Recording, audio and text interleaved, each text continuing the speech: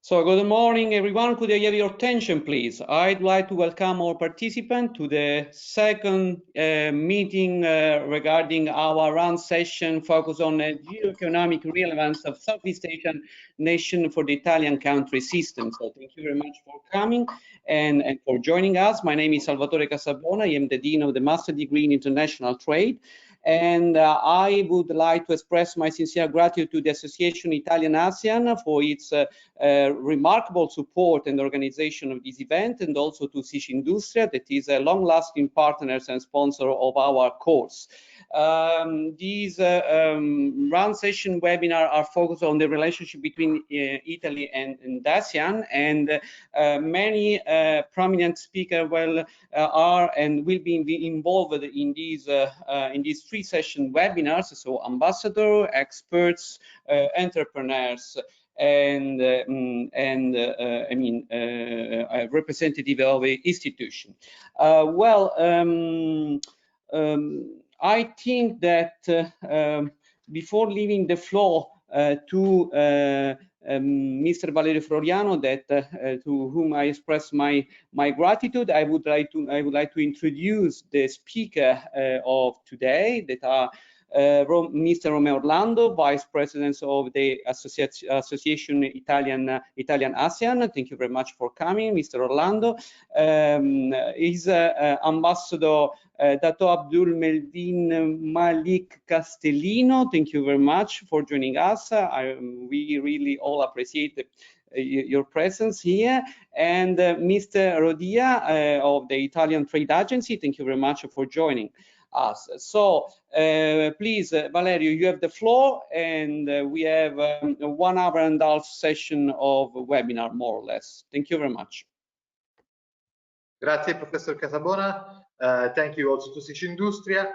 Of course, thanks to our panelists. I would say that as we are always running out of time, we'd better to start. So I'm pleased to ask for Mr. Rodia, who is the head of communication department of ICE, Italian Trade Agency, to give us his views and his organization views about Southeast Asia and the role of ICE, Italian Trade Agency, in the area. Giovanni, the floor is yours. Thank you, Valerio. First of all, let me thank you for this invitation. I would like to thank University of Palermo, SIC Industria, and obviously the Association Italia ASEAN. My topic is to talk about strategies of the Italian promotion in Southeast Asia. But we can start without talking about the pandemic that caused an unprecedented global economic crisis, both from supply and demand side. Not surprisingly, it had a substantial impact on all Italian companies and their exports, pulling the brake on the two main drivers of our economy since last crisis of 2008. Let me remind you that exports represent a third of our GDP, and then, for example, tourism another 13%. The figures at the moment confirm our initial worries, as the Global Attractiveness Index report as well shown. To date, we expect a contraction of 10.8% of GDP for 2020 in Italy, although it will not be sufficient to offset the losses. Italian GDP is nonetheless expected to grow by 5.2% in 2021. Let me continue with just some more figures. As for export, the data from the most recent Prometeia forecast report allow us to be a little more optimistic. Export, after the collapse of 12.6% this year, should have a significant recovery and reach pre-pandemic figures already in 2022. So we can already see this positive trend, considering the third quarter of 2020 registered an export increase of 30.4%. concerning the previous quarter. As for ASEAN, in 2019, Italy's trade with the 10 countries of the ASEAN area amounted to 17.6 billion euros, constantly growing over the last five years, even if with a negative trade balance with most of all Vietnam, Indonesia, and Thailand. And the trade between Italy and ASEAN countries in the first 8 months of 2020 compared to the same period in 2019 show a decrease of 17.9% of our export, which is not far from the average EU data. However, some sectors in this period have been more resilient to the reduction in trade between Italy and the ASEAN countries. I think to food and beverage, pharmaceutical products, and petroleum products. As for direct investments in the area, the share of Italian investment has steadily increased to double between 2015 and 2019, but still represent a quarter of French investments and a fifth of German ones. So we need to grow. However, ASEAN represents an exciting opportunity for the Italian economic productive sector. In my opinion, for at least five reasons. First, its economy is one of the most significant and most dynamic in the world.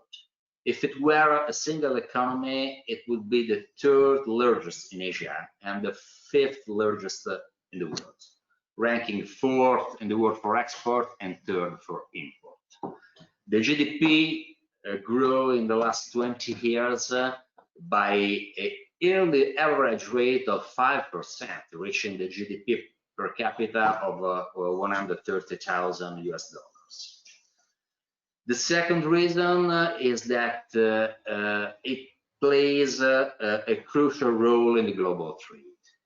Over the last few years, GDP in ASEAN has overperformed international competitors, with the exception of China.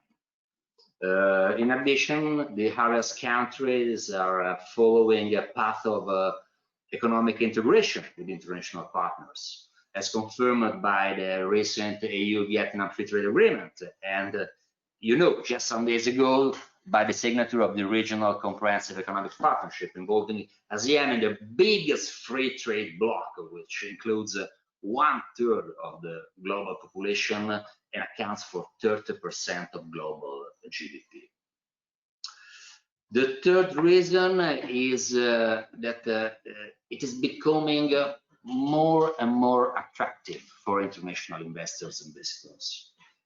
Inward foreign direct investments flows have increased in the last year, bringing ASEAN to be the 2nd destination in the world in 2019. 4, it has a very young population and an increasing availability of expenditure, leading to the demand of high quality, high aesthetics, high status symbol products made in Italy fashion, food and wine, and design. Often represent the first choice when those values are prioritized. Furthermore, its export-driven industrial model based on manufacturing requires a constant improvement of production quality, generating the demand for cutting-edge machinery. And 5th, but not least, ASEAN is a key manufacturing hub with high innovation potential. So, despite those promising premises, the ASEAN area represents only 1.7% of Italian export in the world. Although these numbers has increased by 6.8% with respect of 2018, there seems to be a considerable market potential where Italian companies still have opportunities to be explored. This is why, in a problematic context such as the one we are facing, Italy needs to strengthen its presence and increase its market share in the area. This is why Italian companies are required to perform a structural step ahead in order to adapt their strategies to the challenges of a new and continuously evolving market needs. Made in Italy must also be promoted through an acceleration of a system action, especially for the benefit of SMEs, which are structurally, we know, less organized and financially more fragile than to face new foreign markets.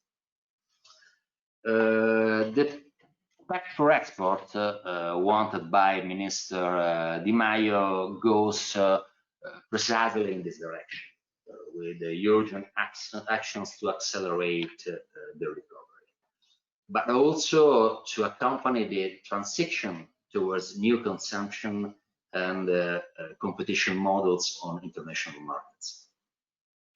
Based on a new model made by innovation, sustainability, and digital, Italian trade agency is strongly involved in 4 areas of intervention between all the areas of the Pact for Export that are promotion, training, communication, and digital, with about 14 initiatives, among which support to the trade fair system, physical and virtual, also through the development of FairSmart 365. What is FairSmart 365? It's a virtual platform which does not replace physical fairs, but instead support them, increasing their catchment area and ensuring a year-round meeting between supply and demand. This platform, which is available to fairs and entrepreneurial organizations, allows to reduce participation costs for companies, facilitate the presence of foreign buyers, and improve the matching between companies, also thanks to artificial intelligence.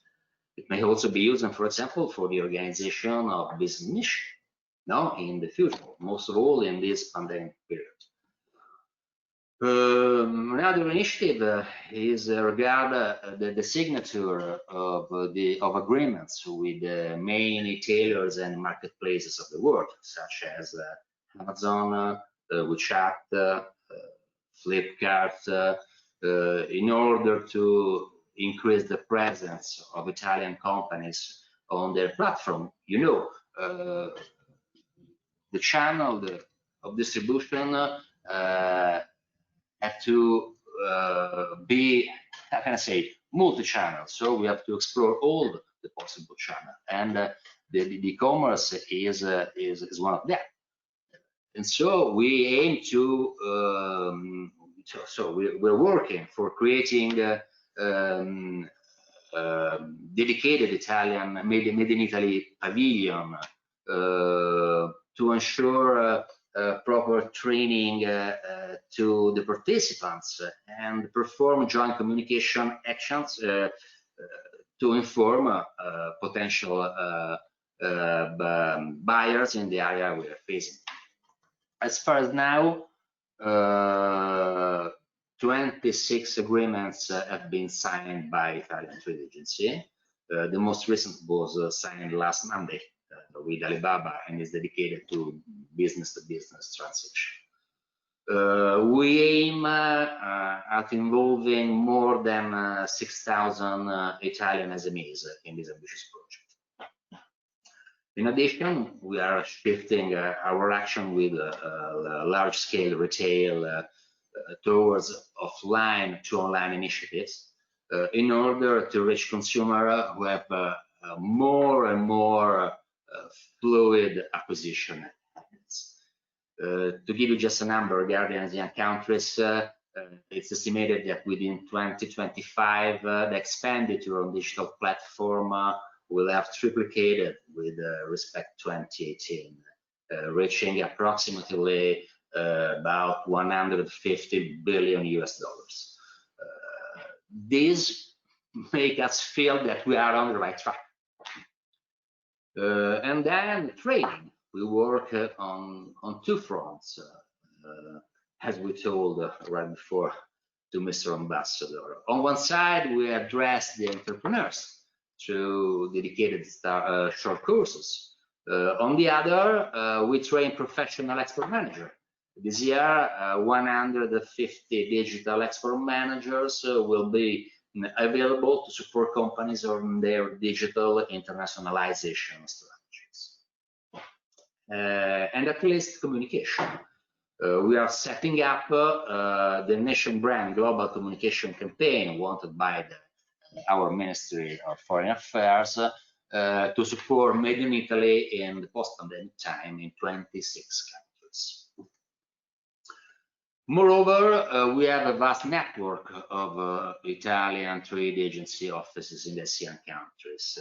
They work closely with authorities and businesses and offer a wide range of services, most of which are free, such as identification of possible business partners, bilateral trade meetings and trade delegation visit to Italy, organization of the official Italian participation in local fairs and exhibition, or outlining sectorial forums and seminars with Italian experts.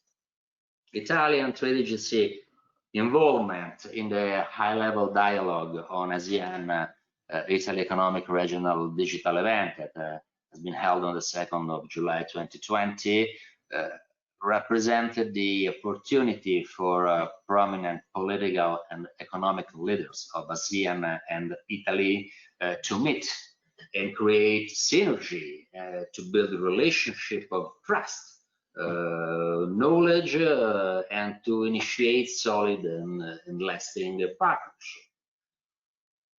In the near future, Italian trade agency aspires to further promote and support the development of some of the ASEAN countries, particularly on the e-commerce sector. For example, we are working in Vietnam and Malaysia, actually, by bridging more Italian companies with local businesses and to achieve significant cooperation in the green and circular economy frameworks for long-term sustainability and an effective use of valuable resources. As we stressed during the digital roundtable in July 2020, we are at the dawn of a new renaissance once the COVID crisis is over. I really believe that Italy and ASEAN countries can cooperate, including innovation and internationalization as boosters of their development. Thank you. Thank you very much, Giovanni. I would take the opportunity of having you here to ask you a brief question in case you will not be there for the Q&A session. And I was curious to understand, Giovanni, how the pandemic is affecting or reinforcing or just changing the image of the Italian export in Southeast Asia and in general in the world, if you have any evidence about that.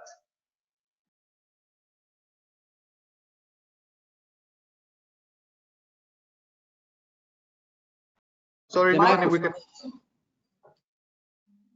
Sorry, Valerio.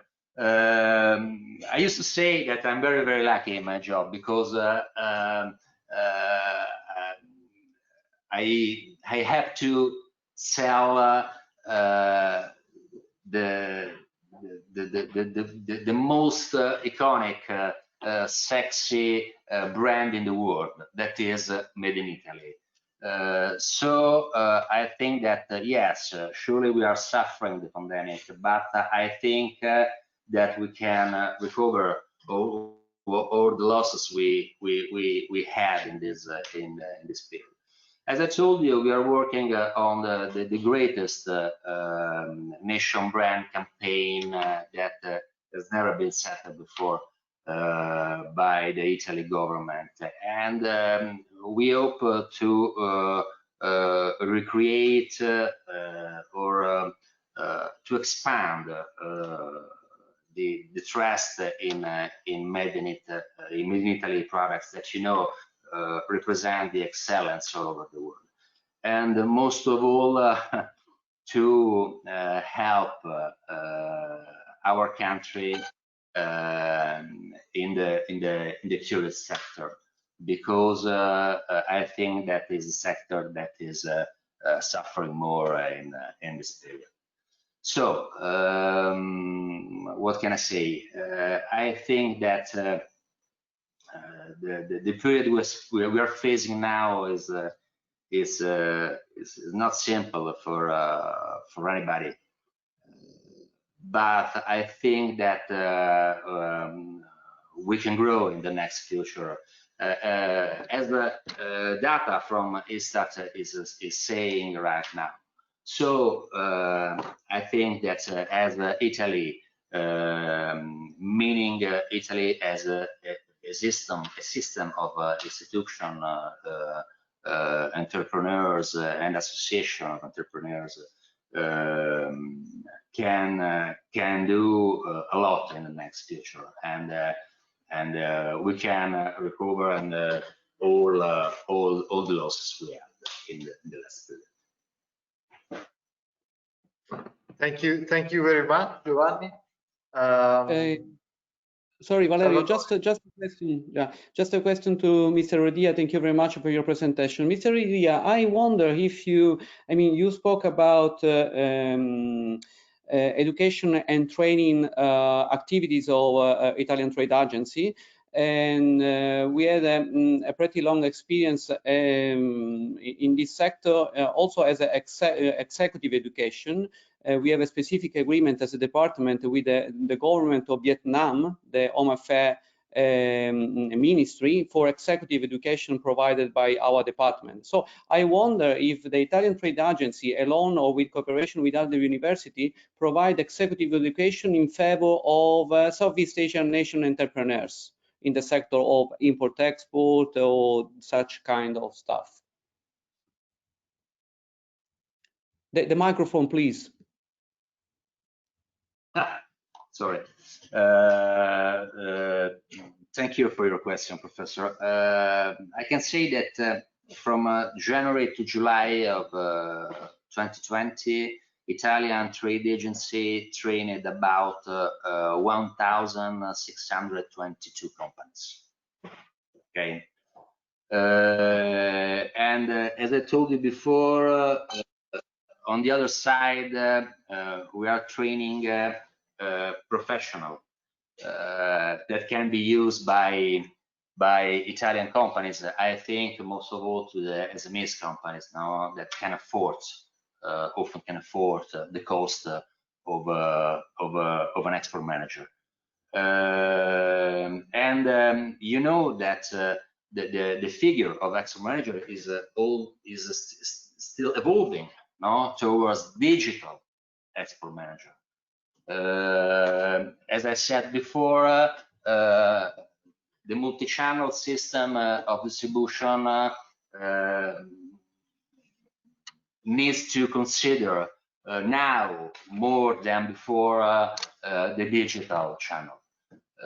And so even the manager that can help SMEs to towards their internationalization should be digital too. So I think that any kind of agreement we can settle to improve this activity is a very good idea, and we have to do so. Thank you very much. So thank you very much again, Giovanni. I think you performed very well to our questions, so you're free to leave whenever you need. And of course, I'm happy to thank for the help and support and the participation, of course, SIC Industria and Europe Enterprise Network. Very fruitful partnership we are enjoying these days with this seminar. And I'm particularly happy to see among the participants our two ambassadors, Ambassador Maggi Pinto and Ambassador Schiavo, respectively in Kuala Lumpur and Yangon. Of course, I see representatives from MIDA, the Malaysian Investment Development Agency. I see Professor Gabusi, University of Torino. So it looked like a well-participated meeting, and I always try to find a logical link between the speakers, and I would say that we started with the Italian Trade Agency and we need to arrive to Malaysia. So I think we have the perfect link in Romeo Orlandi, who is the vice president of the Italy Asean Association. But Romeo is also with a previous experience in the Italian Trade Agency, different teaching experiences. He's author of a novel and sinologist and economist. Romeo, I think I introduced you like a rock star, so you can go with your soul now.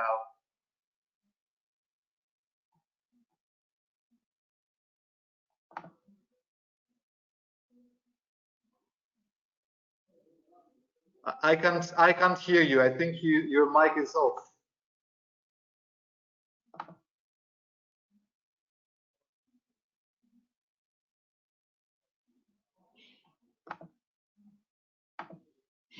Now you're on. Yeah. Okay. Thank you, Valerio, for your expressions. I will send you a check. And thanks for friends to be there, Ambassador Castellino, Italian ambassadors. Thanks to the organizers at the university, Confindustria, and thanks for the viewers.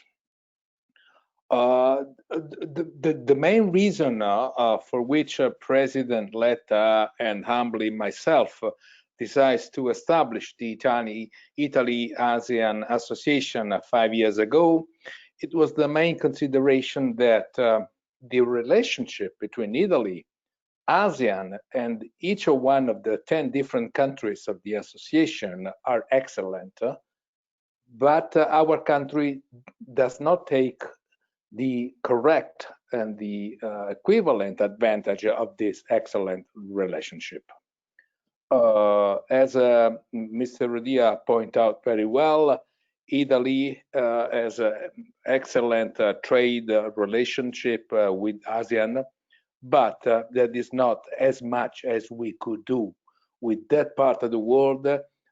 For the same way, we don't do as much as we can for the entire Far East countries.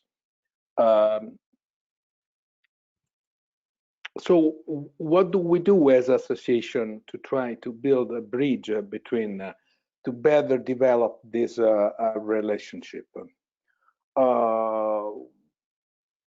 We do spread knowledge of the opportunities. We provide information. We have a hub providing a press release, publishing books, doing researches, doing seminars all over Italy, just participating to events like the one we are witnessing now. And our most important event is the high-level dialogue that we do organize every year since 2017.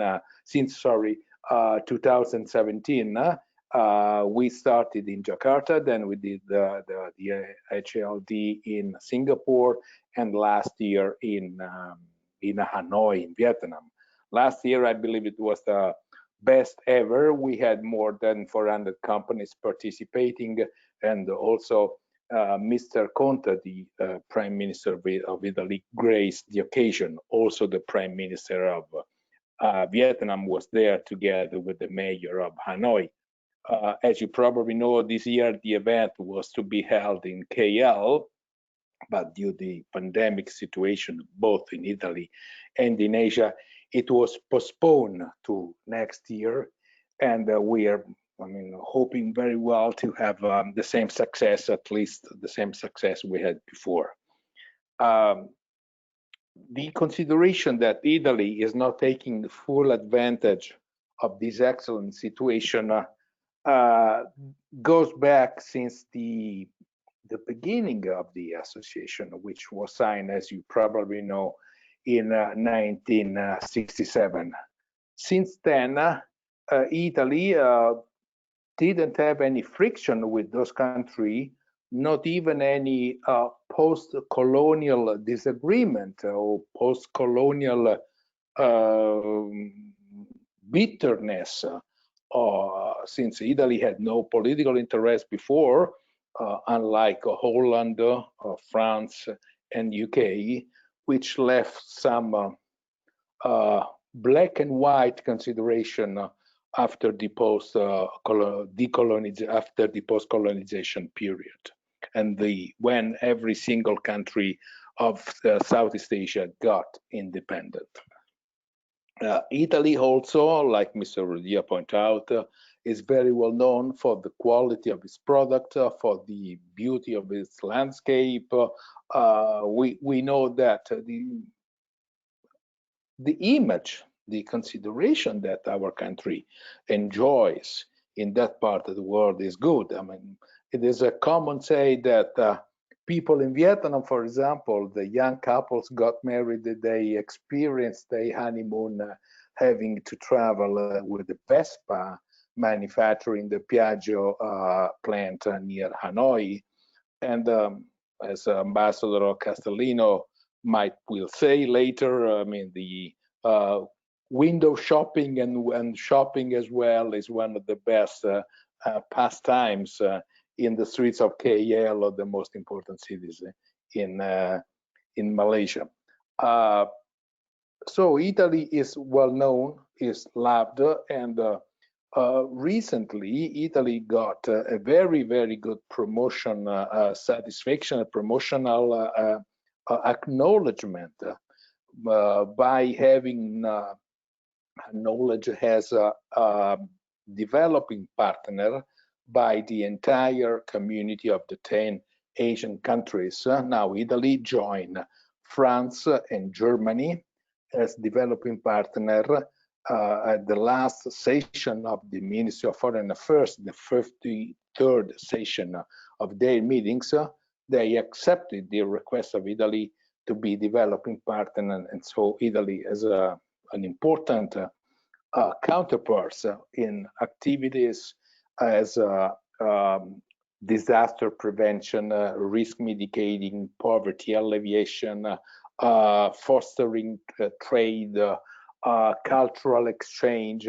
So there is a wide array of activities that Italy is going to produce with the 10 ASEAN countries, and that finally it got an official recognition.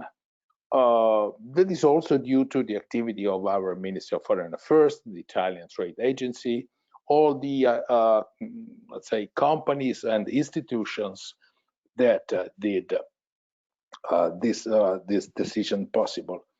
Allow me to spend talking about companies, some words about the numerosity of Italian companies investing in ASEAN.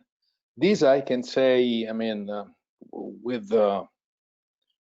good proof, since together with my colleague Valerio Bordonaro, we did the research 1.5 years ago, and we found that a good number of Italian companies invested in the 10 ASEAN countries. And actually the number is 522, and we know them very well by heart, one by one, because we, together with Valerio, we put together the list of the Italian trade agencies, the Italian embassies there, Italian Chamber of Commerce, and we did a meticulous research on every single company, and we reached this magic number of 522, which apparently is not that high, but compared to what the Italian companies do in the rest of the world is extremely significant. Just to give you an idea,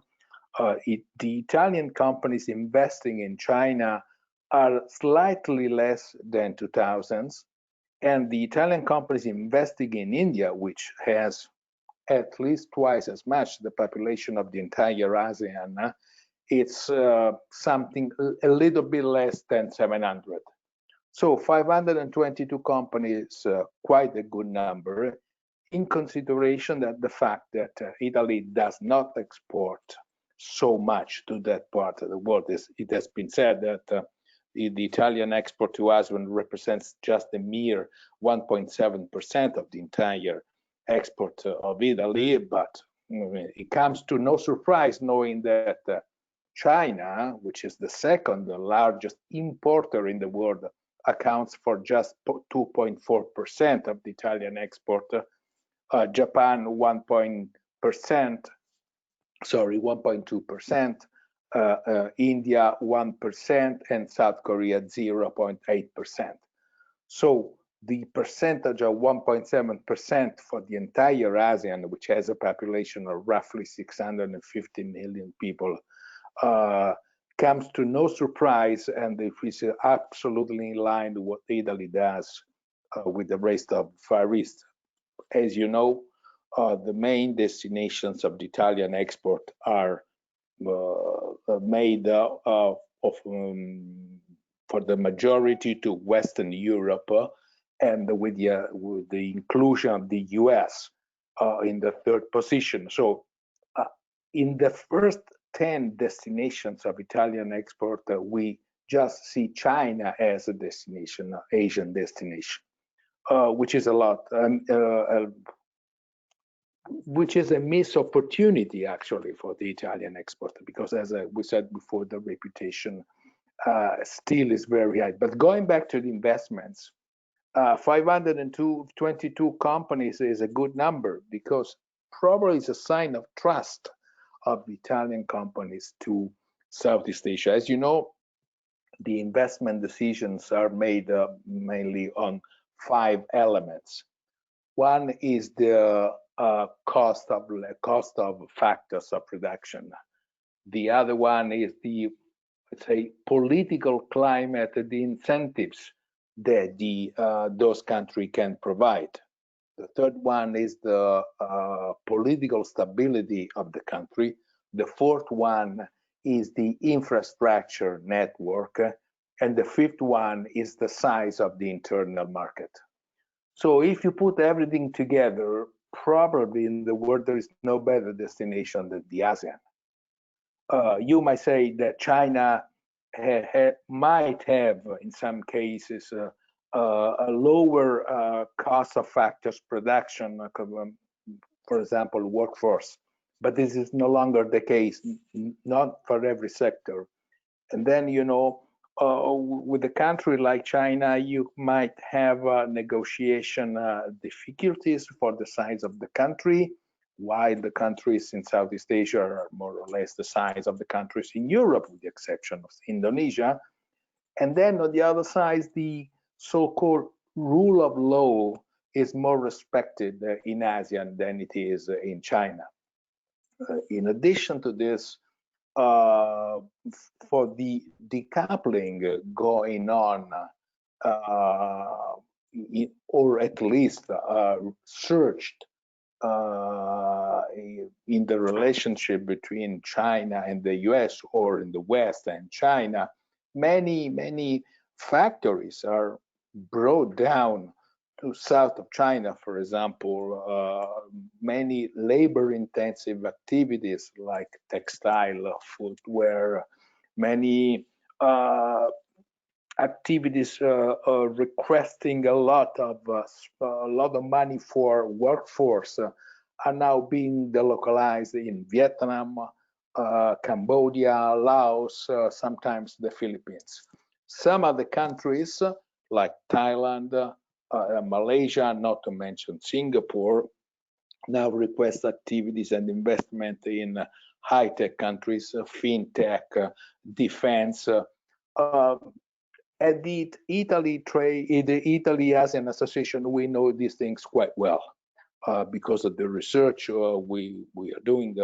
As Ambassador Castellino knows very well, now we are curating a book on the relationship between Italy and Malaysia. And if we go through the list of Italian companies investing in Malaysia, we saw very specialized companies.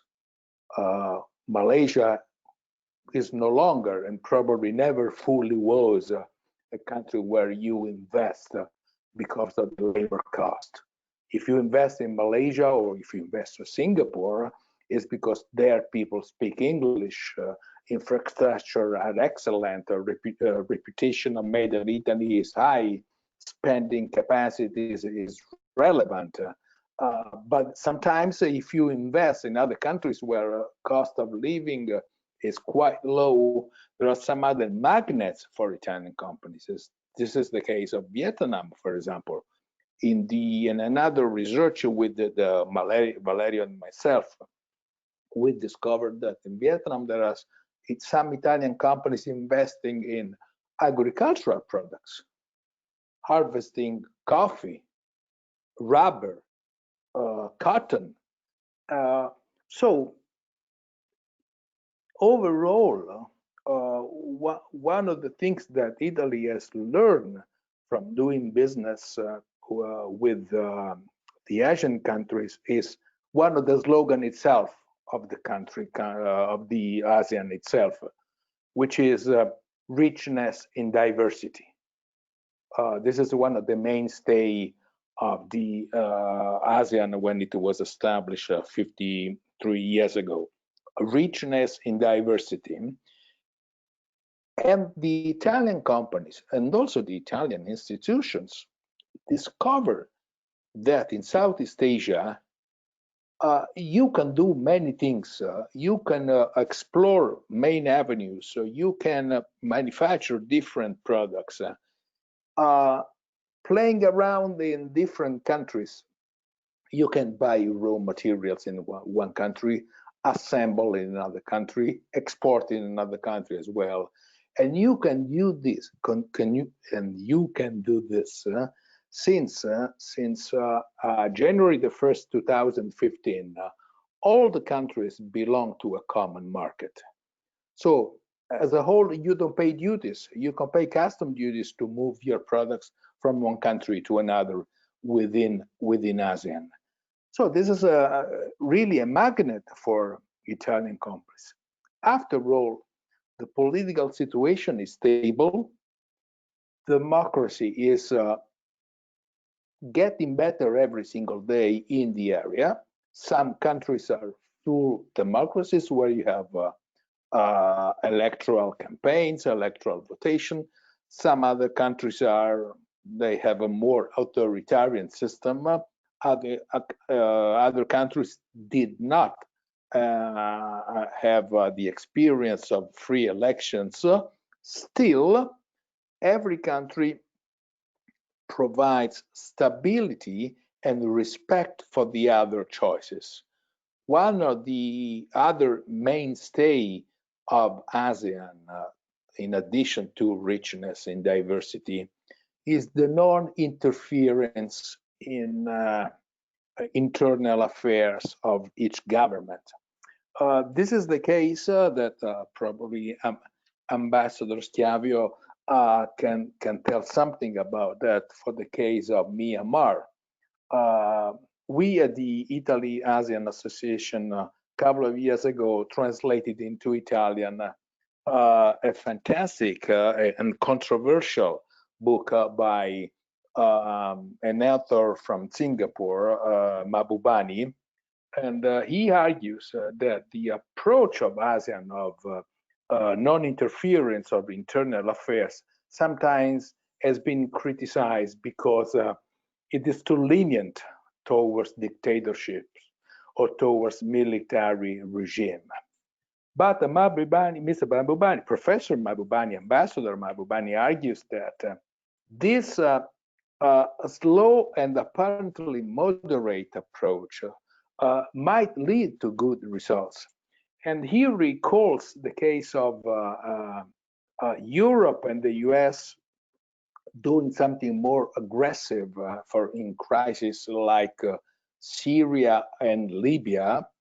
At the end, the situation left by this approach was a disaster. Still, Libya and Syria are facing political, military, and social disasters, while still Mahbubani argues, a progressive, slow, productive approach towards Myanmar and towards the military regime of Myanmar has produced relatively free and fair election, and progressively Myanmar was put together the other countries of ASEAN, and slowly but significantly, now Myanmar is in the mainstream of, let's say, democracy, or at least a free election. Whether we agree or no with this approach, we realize that stability, peace, and progress sometimes are achieved in a different way that we Europeans do and advocate. So going back to the economic side of the relationship between Italy and ASEAN, I think there is ample room for improvement. Not because we usually say that, but because numbers are on our side. Spending capacity of population. Many people now have a monetized economy, which means they work, they earn a wage or a salary, and they spend money. For hundreds of millions of people, that was a dream years before. ASEAN has experienced a growth of an average growth of 5% over the years.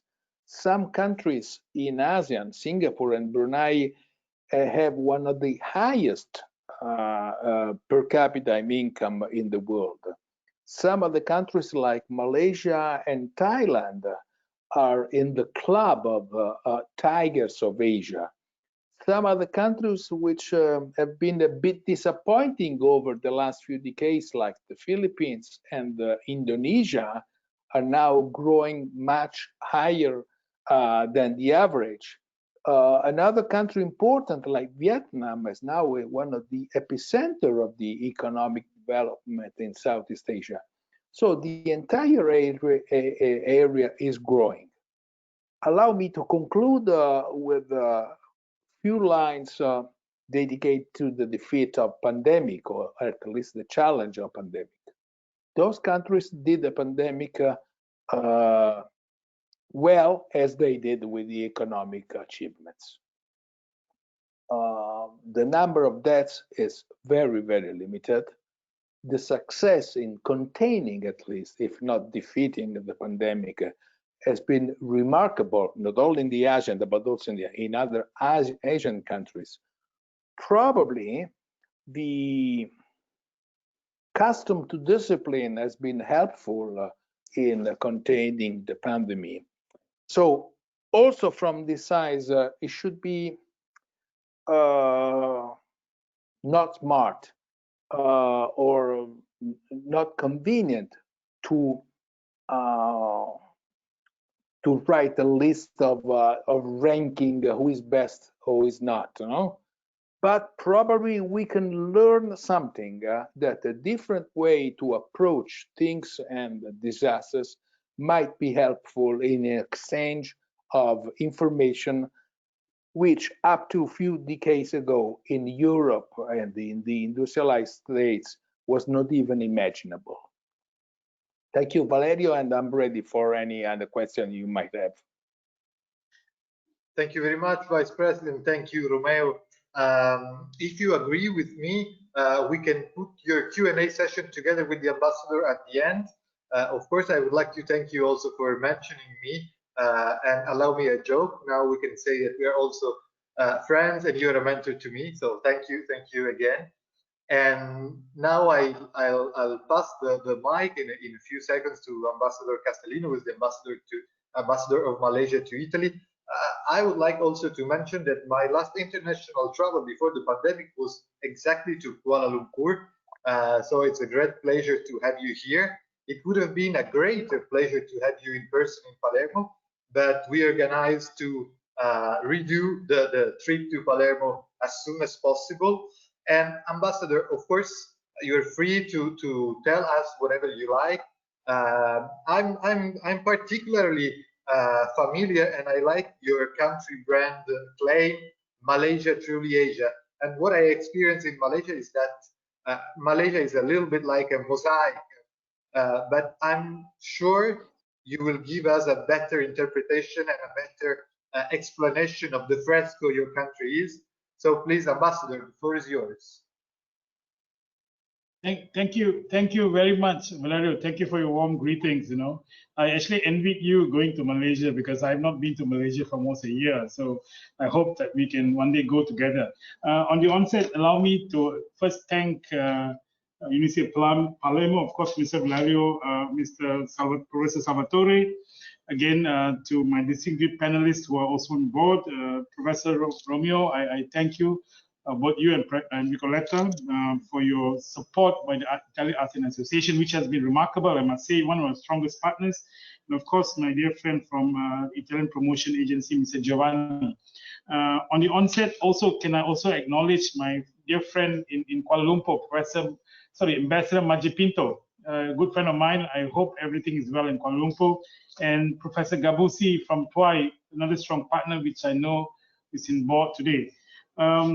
I have some slides I'd like to share to you, if you don't mind, just to elaborate the presentation. Let me try to get it on board now and hope that you can see it on your screen. Just 1 second. Okay, are you able to see the screen? Not yet, personally. Are you able to see it now? The screen? Yes. Yes. You can, yeah? Sorry, I'll try again. Okay, good. So, how about this? Okay, first and foremost, allow me in the onset to inform you that Italy is a very strong partner for Malaysia. That's why we realized that the bilateral relations between both Malaysia and Italy was established in 1957, which was the same year that we gained independence. Obviously, there's been a lot of high-level visits by the prime ministers and ministers and senior officials of Malaysia to Italy to further strengthen this relationship. And the most recent visit to Malaysia, of course, was by His Excellency Manilo Di Stefano, the Under Secretary of State of Argentina in 2018, which was very successful. To date, we have signed almost 11 bilateral agreements with Italy, namely in the area of defense, air traffic control, economy, and many others. And currently, I'm happy to say that a few more memorandums of understanding pending on either Malaysian and Italian side in regards to taxation, higher education, climate change, border control, and police cooperation. Obviously, I'm also happy today to know that I'm actually speaking to students from, or master students from the field of international relations, which I am, of course, a practitioner. And I think, I hope that all of you, when you graduate, will become key players in this field, especially since Italy is so important in the world's arena. Now, as you all know, there are a few areas of when we speak about foreign relations or international relations, there are a few areas which we tend to focus on. And of course, these are the few I'd like to add. One is, of course, investment in defense, climate change, space technology, police cooperation, and education. And we feel that these key areas is important when we talk about our cooperation between Malaysia and Italy. Obviously, one of the ways which we work towards improving or working on areas to improve these areas, of course, through programs. And I'm happy to say that in 2018, we organized a trade investment seminar in Milan.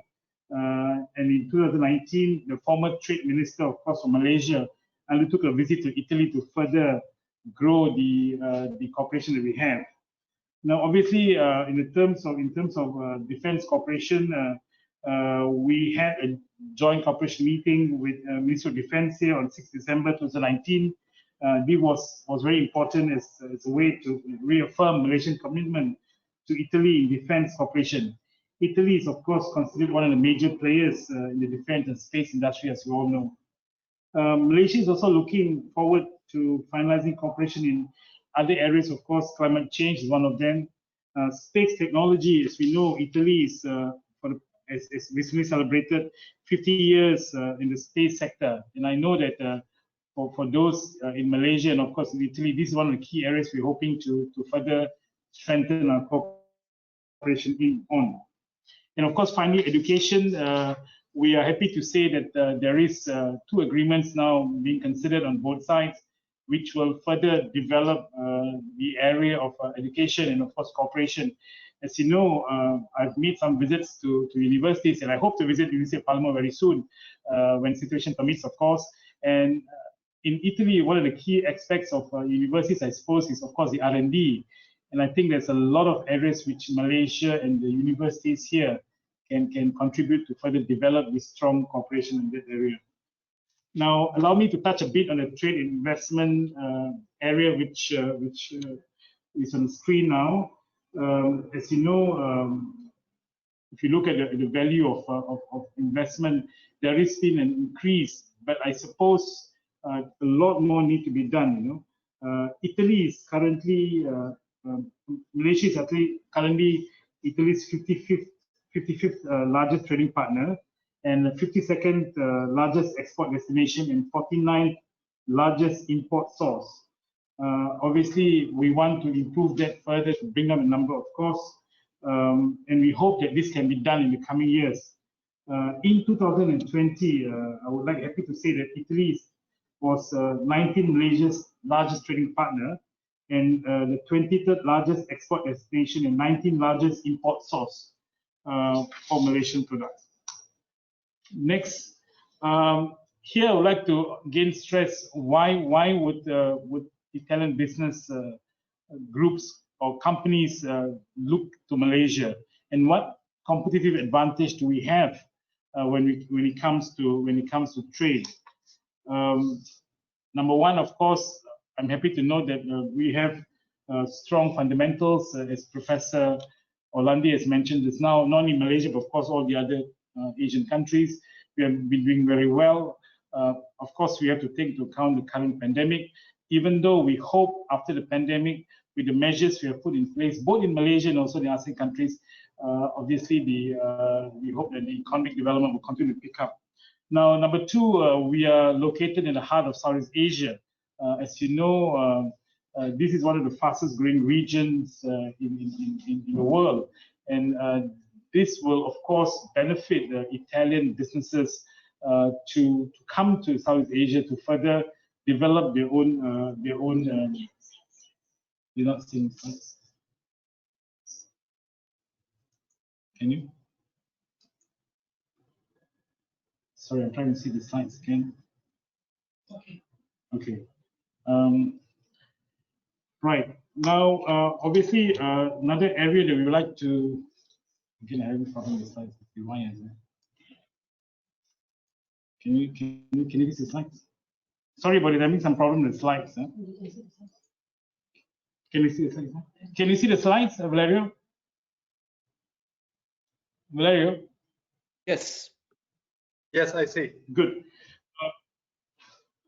Obviously, we want to also develop our ecosystem in Malaysia. Of course, this is the key ecosystem we have in Malaysia in terms of semiconductor, the medical devices, oil and gas, and of course, aerospace technology. Now, this has been one of the core areas that the government is developing on, and of course, with the participation of Italian companies in these sectors, we hope that we can come together and further develop on not only on Malaysia side, but of course on the Italian side. And of course, for those who have been following up in the foreign free trade agreements, there's a greater access in Malaysia when you participate, because we have signed 14 different FTAs And of course, that allows greater market access for Italian companies as they go forward in the process of gaining the market share. And another key aspects I think you also might realize or come across was which was mentioned again by both Mr. Giovanni and of course Professor Orlandi, is the signing of the Regional Comprehensive Economic Partnership of RCEP. Now, this is the biggest trade agreement that was signed in 16 November 2020, and it will open up more than 2,002 billion consumers, and it will account for 30% of the global economy and 30% of the global population. So this allows countries participating in ASEAN to be able to access this large market. Now, again, some quick facts on Malaysia. Our population, of course, we are parliamentary democracy with constitutional monarchy. Our GDP growth has been averaging between 4 to 5%, and of course, we hope to projected growth again, taking into account the COVID situation is between 6.2 to 6.9. Again, this we hope to be able to achieve it, bearing in mind that measures are still being put in place for the COVID-19 pandemic. Now, here I would like to, of course, introduce MIDA. I think for those who are in the field of trade investment, this is one of the key agencies in Malaysia that assists in investments. And I know he's now on board. And if you have any questions on how we can help you in this matter, please do not hesitate to contact us, and we will continue to work with our Italian counterparts. Again, here, if you look at these slides, we are looking at the Italian footprints in Malaysia and the various companies that participated both in terms of investments and in manufacturing concerns. Obviously, some of them well known. You have, of course, Vetria, you have Leonardo, Meritechnicon, of course, big players. I know Professor Giovanni mentioned about how sexy the products, Italian products, and I must assure you that Malaysians know Italian products very well, and we hope to further improve the number of companies that will participate in Malaysia. At the moment, we have almost 130 companies with 77 projects, and of course, this amounts to almost 359.4 USD million. Now, I would like to touch on this specific organization called Italy-Malaysia Chamber of Commerce.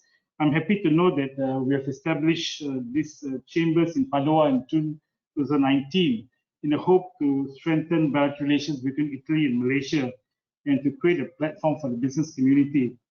Now, this is an important achievement for us. We hope that with this, we'll be able to further develop the relationships between both of our countries when it comes to trade investment. Another key aspect which I also would like to touch on, of course, is the high-level dialogue on ASEAN and Italy. Again, Italy-ASEAN Association with Numerosity and MIDA Malaysia are working very hard to promote this high-level dialogue, which will be held in July 2021 physically. This is a key component of our trade investment promotions, both in Italy and Malaysia, and we'd like to invite more Italian companies to participate in this very important dialogue. With that, before I go into the Malaysia-EU relations, I must once again stress that Malaysia would like to welcome more of Italian companies to Malaysia to realize the potential that we have. And of course, this would then transpire to creating a stronger relations between Italy and Malaysia. I have been in Italy for almost 3 years, or 2.5 years actually, and I must say that Italy has a lot of potential to contribute to the world. Areas of manufacturing, of course, your high tech when it comes to space technology, your digitalization, and so many other aspects which I think you can contribute. And we would like to see Italian companies moving up in the chain in Malaysia itself. Obviously, there's a lot of potential for us and we hope that you can continue. Now, very quickly, I'll just touch on Malaysia-EU relations. Of course, very important for us. There's been a lot of high-level visits between both Malaysia and, of course, European countries, and list of the visits are here. And our total trade with the EU has been quite substantial. I would say almost USD 42.17 billion. Of course, this includes all the other countries. Major exports, of course, we have electrical, electronic products, and so on. And of course, major imports from EU would include electrical, electronic products, machinery, equipment, and so on. Here, this is what I'm trying to say, that Italy portion of the top trading partners in the EU is at the moment 2.92, and this is what we want to increase. We hope that Italy can jump up to #1 and #2 in the coming years, and we hope that the high-level dialogue will be an impetus for that. So we have a lot of work to do. I'm sure we can do it together. Again, some quick data on investments in 2019. September, there was 2,372 manufacturing projects with EU participation approved. And of course, Malaysian investment in EU, 11 EU member countries, including Italy, which has been quite substantial. Major Malaysian investment in EU includes, of course, Battersea Power Station in UK, Sime Darby in SPCT, shipping logistics in Netherlands, hotels in France by YTL, and we, of course, must not forget to mention Petronas, which is now based in Turin. We have a very big plant there, involved in, of course, in manufacturing of liquefied petroleum. Now, obviously, we are still working on some areas to how to improve our relationship between EU and Malaysia. And of course, two key areas, of course, will be the Malaysia-EU partnership, MUCPA, and the Malaysia-EU Free Trade Agreement.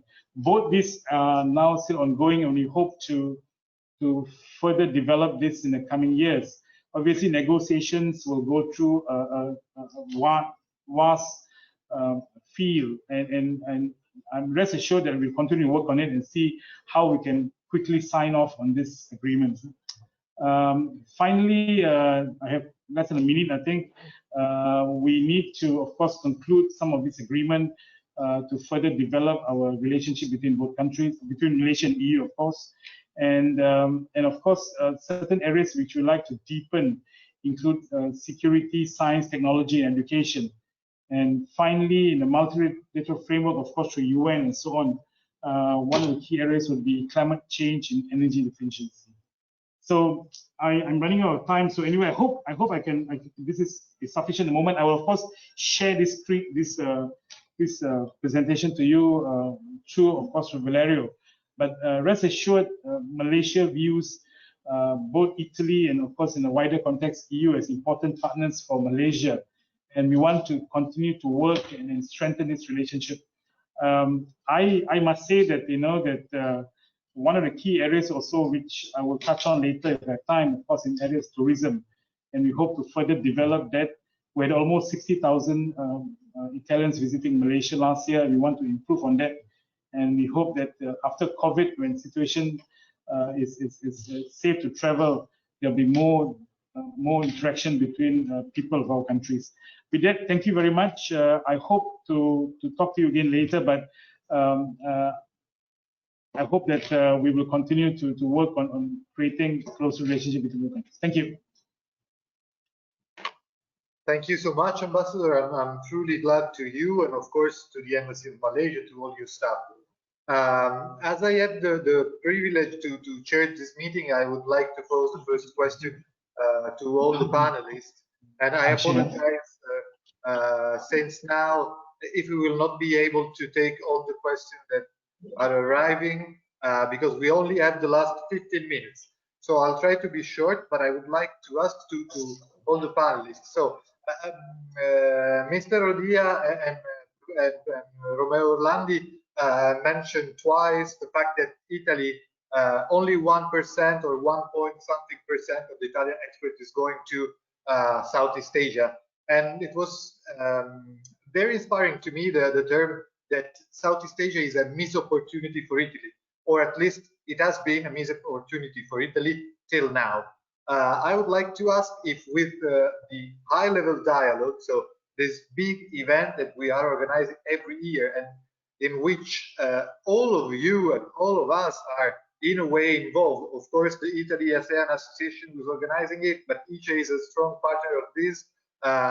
The Embassy of Malaysia, as Malaysia will host the next episode of our high-level dialogue.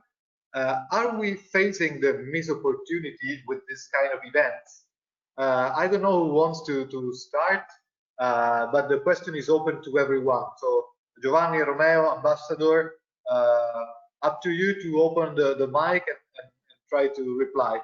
And then, of course, Salvatore, you'll be the next one posing a question.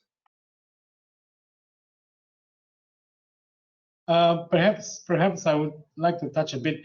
Obviously, the Italian ASEAN high-level dialogue is a very important event for us. I'm sure Professor Landi mentioned just now how successful it was in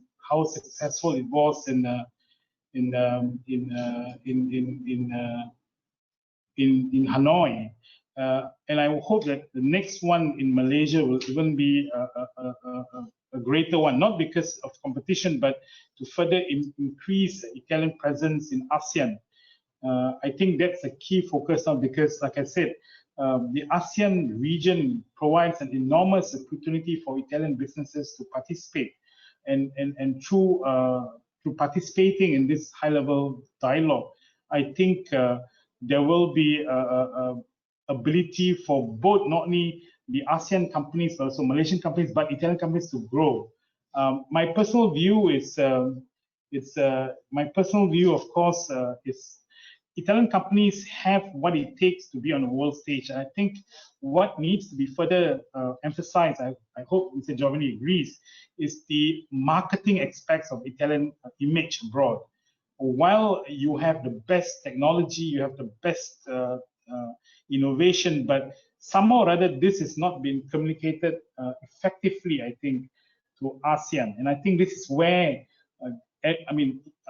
programs like Italian Italian ASEAN high-level dialogue will assist. Like I said, I've been in Italy for 3 years, and I've been going around looking at what you have. And for me, Italian technology is one of the best in the world. And I want that to be able to shown to ASEAN and also to the world. And I think we have to take advantage of the Italian high-level dialogue. Obviously, there is other aspect to it. The political strengthening of relationship between, the prime minister at the prime minister level and the highest level, because we hope to have Prime Minister Conte to coming to Malaysia, and that would further not only push the relationship at every angle to a different level.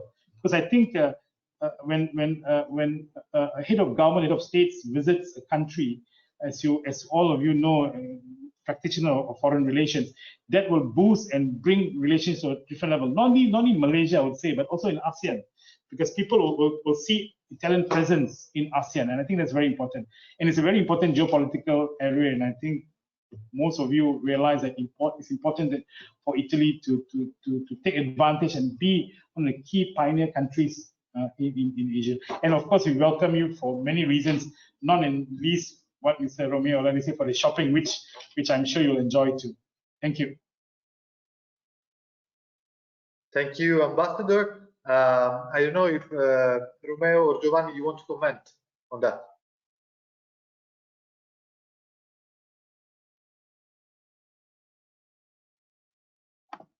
So, I told you before, the market has an enormous potential. Our market share is just 1.7%, as you told. So there is a very, very big margin in which we can operate to promote not only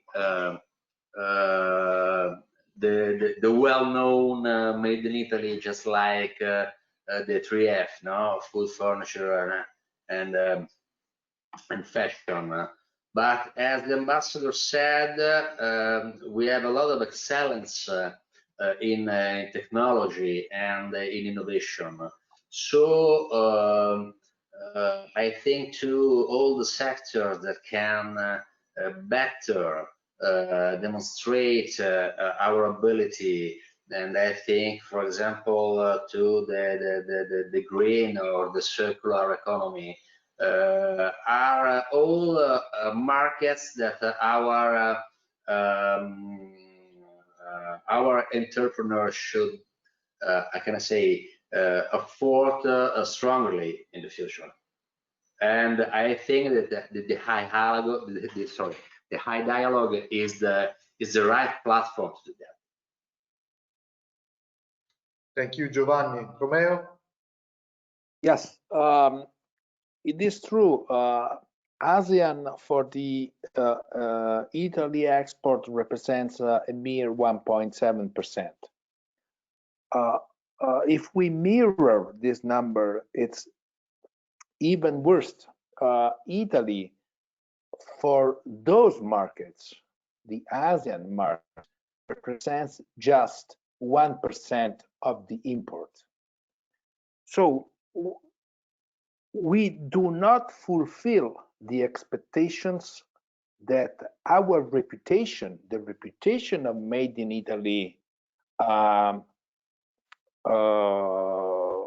should comply with in those countries.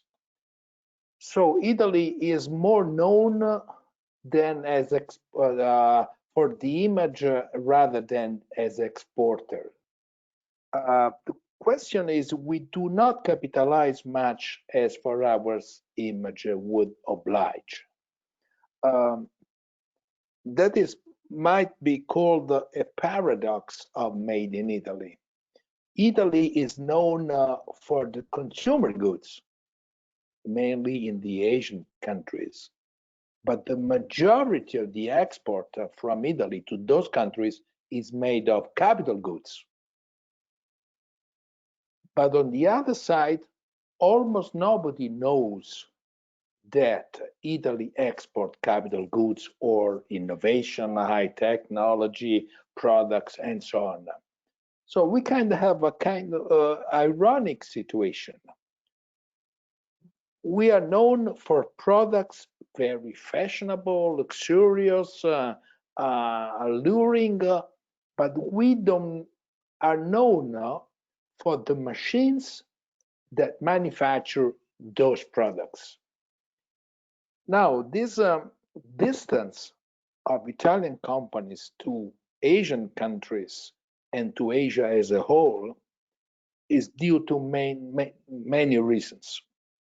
Probably the most important one is the size of the Italian companies, which feel more comfortable to export or to have a trade relationship with European countries or industrialized countries.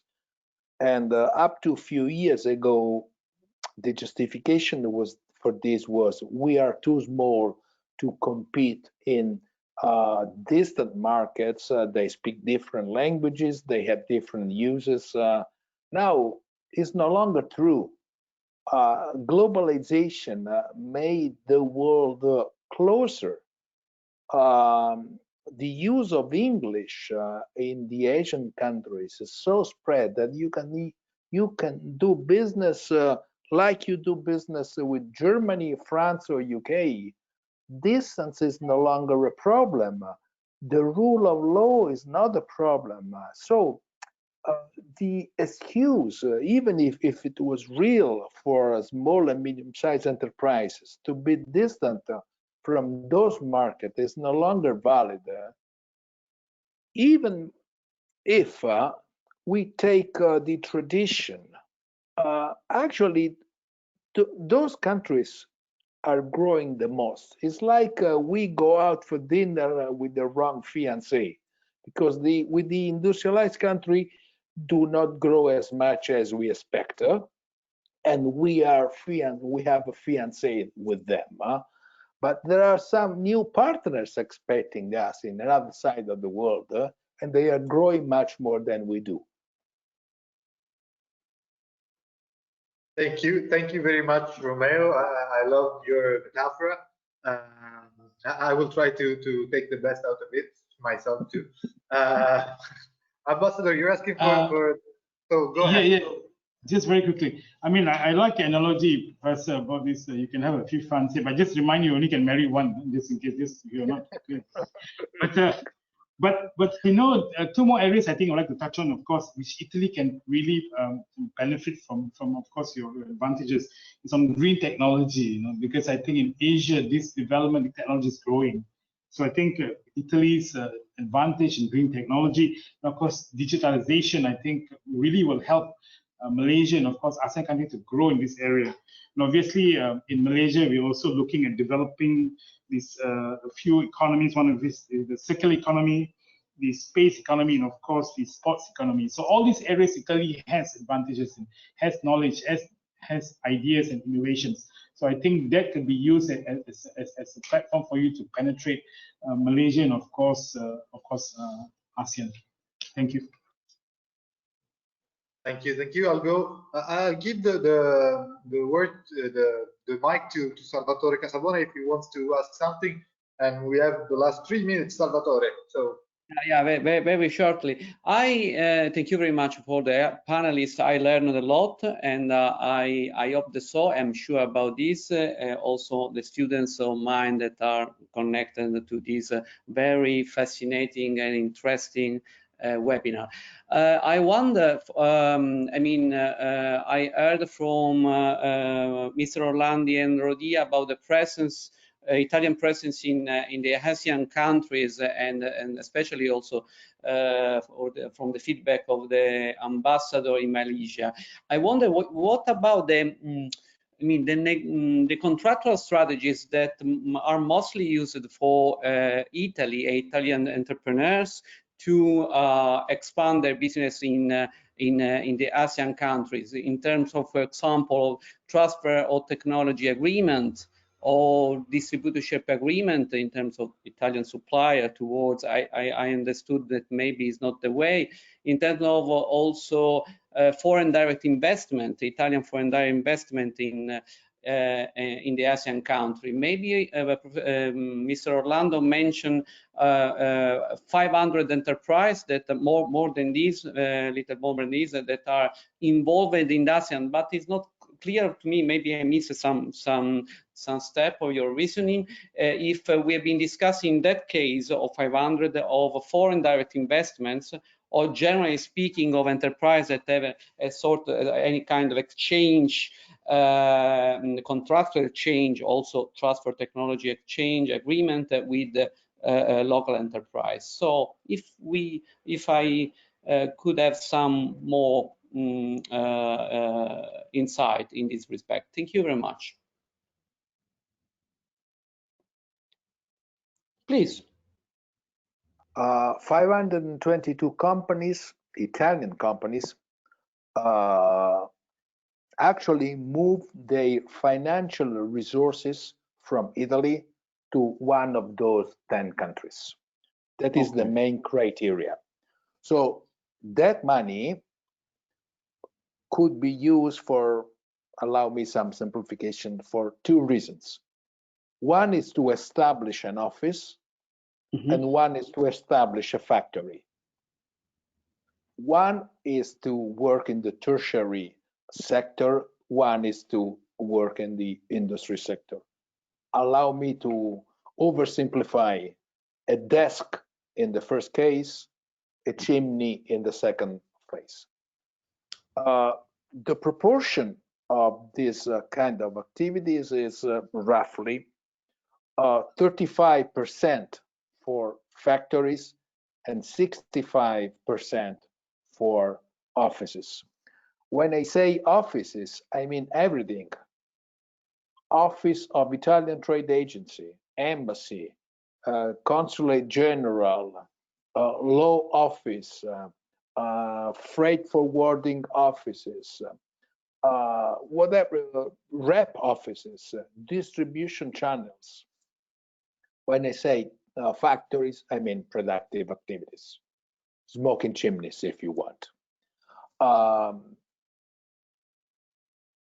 What it is not included in this number are two things. One distribution channels owned by local companies, agent, importers, distributors. Those are not included since the origin, the root of their activities is from Malaysia, Thailand, whatever. Second activity not included in that number is the independent, autonomous decision to Italian individuals living and working in that country to establish a company indirectly related to Italy. I give you an example. Suppose an Italian businessman lives in Malaysia and decides to establish an Italian restaurant in Malaysia. That is an Italian activity, an Italian image with made in Italy product, but the finance did not originate from Italy. So that restaurant or that activity, suppose an architect, a lawyer, is not counted in the list. So even though those companies could be at large considered representative of made in Italy, they are not considered in our list. Together with Valerio, we calculate that if we could have done that, the numbers of Italian companies should be something like 100 more, so 620 rather than 522. I hope I gave you an answer for that. Thank you very much. Thank you very much. Ambassador, thank you. Please, Ambassador Valerio. I mean, I just have 2 points regarding your transfer technology. Basically, from my understanding, which we had with some of the Italian companies, the transfer technology, the agreement is done between the company to the company. So there is an agreement when an agreement being signed. That would facilitate this transfer technology. And I must say that Italian companies are very open when it comes to the transfer technology, because at the end of the day, it's benefiting both sides. Number two, also, when you have investments from Italy in Malaysia, for instance, when, for instance, I personally been not involved, but I'm aware of this. For instance, you build a facility in Malaysia by an Italian company. That facility would then need, of course, manpower to be trained in how to operate. And this is also part and parcel of any agreement or any arrangement being done. And this would then facilitate, of course, the transfer technology, because when you train personnel to operate a machine, for instance, or even develop the machine as it goes on, this would then also allow both sides to be able to benefit from this kind of participation. And I think I must say the Italian companies, from my experience, are very open to this, and I think that's why we appreciate the Italian participation in Malaysia, of course, in Asia. Thanks, Will. Thank you. Thank you very much, Ambassador. Thank you to all. We just received a very interesting question, but we're running out of time. I think we'll do our best to reply to Mr. Cantalupo. In the meantime, sorry, I apologize for this, but I know our guests need to lead the panel. I would like to thank the Embassy of Malaysia, Ambassador Castellino, and of course all the staff that is working with you. I would like to thank also Giovanni Rodia and each Italian trade agency. Of course, thank you so much, Romeo, Mr. Orlandi, Vice President of the Italy Asean Association. And as usually, I would like to thank Professor Casabono, University of Palermo, and the Master in International Relations, and Giada Platania, always with us, from Teach Industria Europe Enterprise Network. And I would like to recall, next Friday, we'll have the third and final round of our seminar about the geo-economic relevance of Southeast Asia.